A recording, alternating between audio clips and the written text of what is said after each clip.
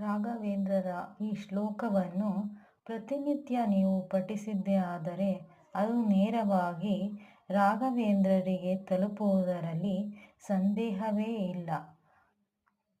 ಶ್ರೀ ಗುರು ರಾಘವೇಂದ್ರಾಯ ನಮಃ. ಪೂಜ್ಯಾಯ ರಾಘವೇಂದ್ರಾಯ ಸತ್ಯಧರ್ಮರತಾಯ ಚ ಭಜತಾಂ ಕಲ್ಪವೃಕ್ಷಾಯ ನಮತಾಂ ಕಾಮಧೇನವೇ. ದೂರ್ವಾದಿಧ್ವಾಂತರವಯೇ ಸಜ್ಜನೇಂದಿವರೇಂದವೇ. ಶ್ರೀ ಗುರು ರಾಘವೇಂದ್ರ ಗುರುವೇ ನಮಃ. ಕಾರುಣ್ಯ ಸಿಂಧವೇ